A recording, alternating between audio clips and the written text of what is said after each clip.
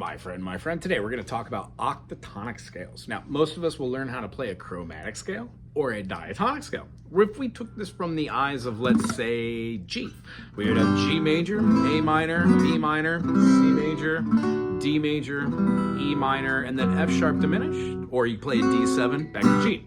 When we're talking about these octatonic phrasings, we are talking about using a tone system called a whole tone or half tone.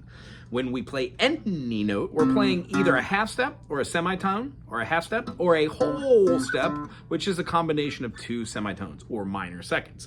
The major second that we're doing, that interval, if we continue that, we would have something called a whole tone scale.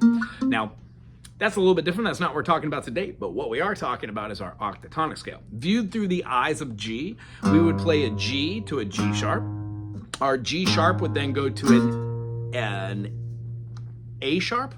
Our A sharp would then go to a half step to the B. We would have a whole step to our C sharp, half step to our D. Then we would have a whole tone to our E. And then our E would do a half step to our F, and then we would do a whole tone to our G. Thusly, we would be getting a movement of half tone, whole tone, half tone, whole tone, half tone, whole tone, so on and so forth. That gives us our feeling.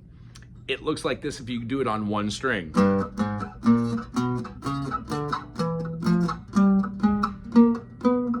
Keeps going in that fashion. If we were to go not linearly, but go up the strings, we could have something along the lines of...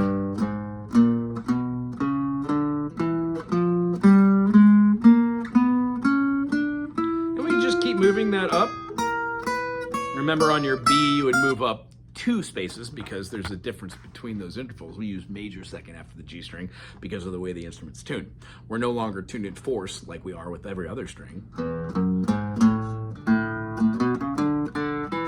We're tuned in thirds. So it goes to B is our next one. It's a major third. Anyway, a little theory behind that. So practice your runs both backwards and forwards. If you can do it in G, you can do it in C. C to C sharp to D sharp to E, E to F sharp to G, G to A to B flat, and B flat to C. Yeah? Fun.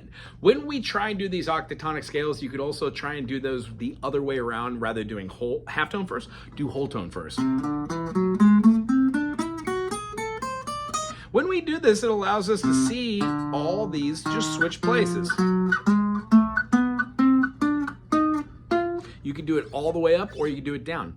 What I always suggest is getting a freeze pedal, putting on a backing track, and or just keeping a chord inside of your memory bank. So if you're doing something like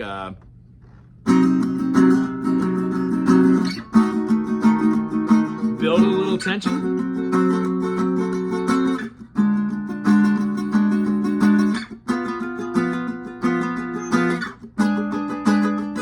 Try to go up in thirds. Maybe do an XL going down from D. And each time you do this, no matter if you're doing a diminished, half diminished, full diminished, you will still be able to hear those.